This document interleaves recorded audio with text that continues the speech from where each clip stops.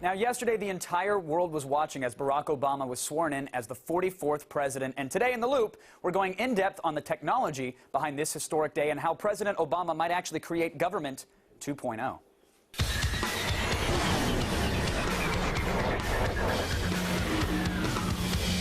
Joining me from San Francisco to help make sense of it all, a Wired contributing editor whose story, The Wired Presidency, appears in the magazine's February issue. Evan Ratliff is here. Welcome to The Loop, Evan. How are you? Thanks. I'm doing well. Good, good. Is anybody surprised? I mean, Obama really, his campaign made such a huge deal out of the internet during their campaign. Is there any surprise that they set video streaming records yesterday? No, I wouldn't say there's any surprise. They certainly delivered a lot of information via the internet, via the web, during the campaign. And then you have just generally people are getting more information online, their news, their political news especially. Right. And then on top of all that, it actually happened during the workday. So then you have people cutting out of work essentially to sit at their desks and watch the inauguration. So the combination of those three things was enough to pretty much overwhelm any records that had been set before. Yeah, people popped open a new tab, watched the address, then went back to their fantasy football during the workday, right? Yeah, exactly. But how has, Obama's been doing these YouTube addresses. How have those been performing? Because I know when they first came on the scene, there were like millions of views, but now, you know, Sexy Phil seems to be getting more views than Obama talking about the economy.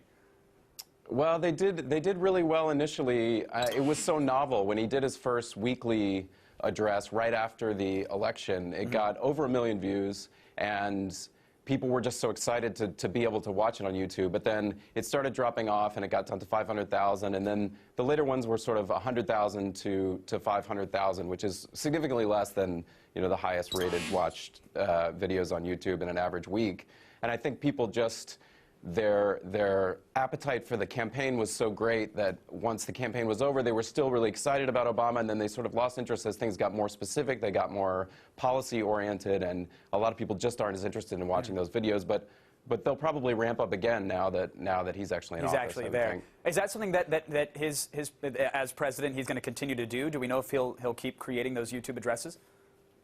My understanding is that he will, that it's basically a substitute for the weekly radio address, or it's in addition to the weekly radio address that the president's done for many years. Right. And instead they're going to do it as this sort of, you know, vlog on YouTube. Well, one of the most powerful aspects of YouTube or anything online and social is the fact that people can make comments. They can contribute to the discussion at hand, yet on those addresses, and look, I understand why. I mean, we know the YouTube comment-leaving audience at times can be a little rough. Maybe you want to disable them, but do you think that they'll enable comments in the near future, or will that just simply be a one-way medium of communication for Obama? Well, I think that they will probably enable comments. When they first released the YouTube videos, they didn't have comments, and they got some flack from that from the very sort of tech-oriented people saying, well, this is a one-way conversation. And then eventually they did enable the comments, and then you could sort of see the type of discussion that happened. I mean, if you could really call it a discussion, it was sort of typical YouTube comments like, right, Obama looks hot in high def and things like that. Exactly. And so they probably will allow that when they have the other YouTube addresses. It seems like they've set that precedent, but at the same time, that doesn't necessarily mean it's a two-way conversation. It doesn't mean that they're actually reading the comments or sort of discerning some public opinion from them. But my guess is they probably will allow them, because they seem to have done that before. All right, well, Evan, how does Twitter factor into everything? Because, I mean, yesterday, Twitter and Facebook, they both saw a big spike, and yet the Obama Twitter account, which was, you know, I mean, it was a great source for fundraising and awareness for a while, but it's been really quiet since the election. It has. Well, they had the Barack Obama tweet account, and they were really good at using that to sort of get out information about where Obama was going to be, point people to web resources, get them to give money. Right. Let us know that he likes his election, burger well done for lunch, and really, really important critical updates. Right. All of the key information that you get via Twitter. But it went dark right after the election. It actually, they posted a couple of things right before the inauguration, telling people to go do service on Martin Luther King Jr.'s birthday and things like that. And so it seems like they do have a WhiteHouse.gov Twitter account. They've started that up. It seems like they will go back to Twitter, and they will be using it. Well, real quick, there's some question. Yeah. Evan, with regard to that, I mean, I know like Change.gov was a huge thing for them. They launched that. How are they connecting with that online audience? I know that they put up some polls on there, but what were those polls, and how are they actually interacting using the internet right now?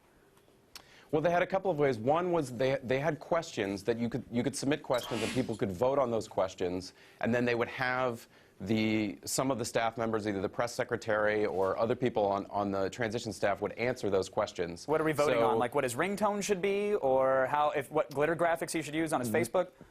There was everything from, you know, what kind of dogs they should get, up to more specific sort of policy proposals. And then there was another aspect which is called briefing book, where they had just issues that you could sort of put up an issue and then people would vote on it, and then they said the top issues would be put in a briefing book, and that briefing book would end up on Obama's desk for him to look at. And real quick, because we're totally out of time, but what won? What's the #1 issue according to the internets? The #1 issue according to the internet was that we should legalize marijuana. Oh, that doesn't surprise me at all, actually. Slow clap for the internet. Evan, thank you so much for keeping us in the loop. And President Obama, I hope you take that very, very seriously, because the petition online stuff is getting old. Let's just do it already.